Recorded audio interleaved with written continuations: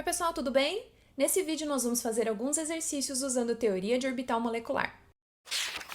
Neste primeiro exercício vamos começar com uma espécie fictícia com carga negativa, o C2-. Precisamos completar o diagrama de níveis de energia adequado da espécie em questão, calcular sua ordem de ligação, definir os orbitais HOMO e LUMO e identificar se a espécie é paramagnética ou diamagnética.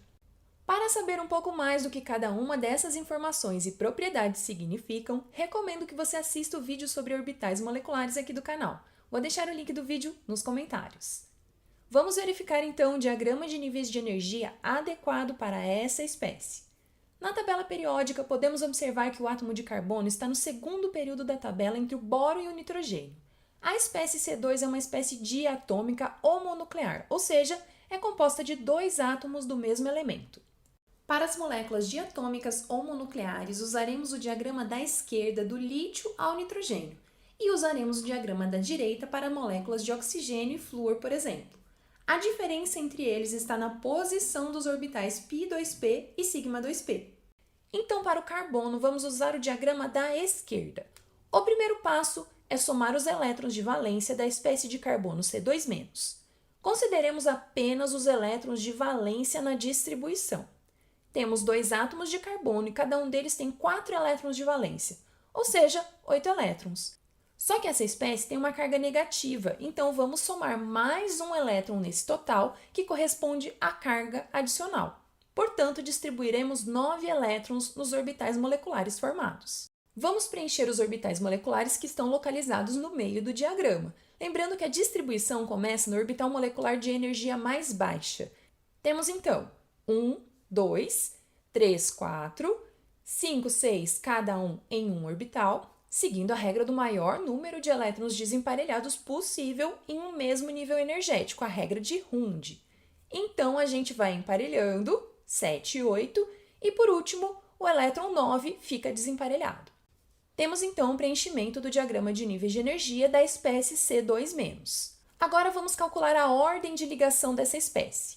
Para isso, vamos identificar os orbitais ligantes e os antiligantes. Podemos ver que há 7 elétrons em orbitais moleculares ligantes e 2 em orbitais moleculares antiligantes. Usando a equação meio vezes número de elétrons ligantes menos número de elétrons antiligantes, temos ordem de ligação igual a meio vezes 7 menos 2, que será igual a 2,5. Essa ordem de ligação não inteira ocorre quando há número ímpar de elétrons de valência na espécie. Agora vamos identificar HOMO, que é o orbital ocupado de maior energia, e LUMO, que é o orbital vazio de menor energia. Aqui no diagrama de C2-, podemos ver que temos vários orbitais ocupados, ou seja, que tem elétrons, mas aquele com maior energia nós vamos classificar como sendo o HOMO. O próximo orbital será o LUMO. Dentre os orbitais vazios, ele tem a menor energia. Agora vamos identificar a espécie como diamagnética ou paramagnética. Podemos ver no diagrama da espécie C2- que a maior parte dos elétrons está emparelhada e no último nível preenchido lá no HOMO, temos um elétron desemparelhado. Isso caracteriza a espécie como paramagnética, ou seja, ela apresenta pelo menos um elétron desemparelhado. Se esse vídeo já te ajudou até aqui, não esquece de deixar seu like e clicar no botão para se inscrever no canal, hein? Agora vamos falar da provável molécula de neônio, Ne2. Provável porque vamos utilizar o diagrama de níveis de energia e calcular a ordem de ligação, identificar HOMO e LUMO e as suas propriedades magnéticas e usar essas informações para avaliar a viabilidade dessa combinação de átomos na formação de uma molécula estável.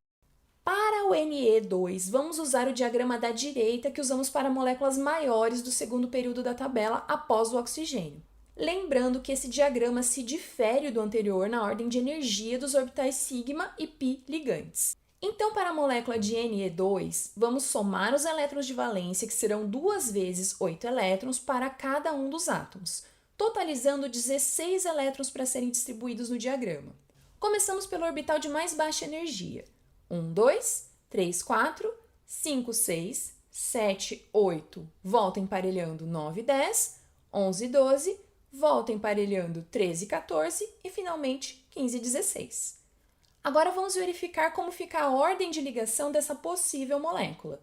identificamos os orbitais ligantes e antiligantes e podemos ver que temos 8 elétrons em orbitais ligantes e 8 elétrons em orbitais antiligantes. Calculando a ordem de ligação, temos meio vezes 8 menos 8, que será igual a zero.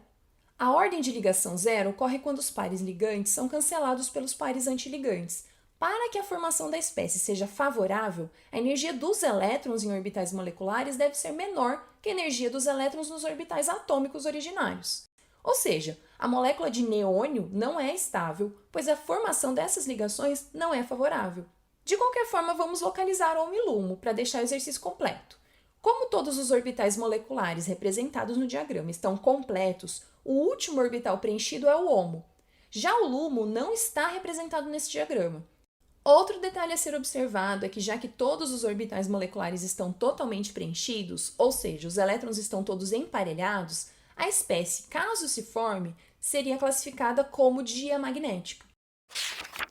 Então é isso, pessoal. Espero que vocês tenham gostado do vídeo. Então, se você ainda não deixou seu like, faz isso agora. Aproveita para se inscrever e ativar as notificações, porque toda semana a gente tem vídeo novo.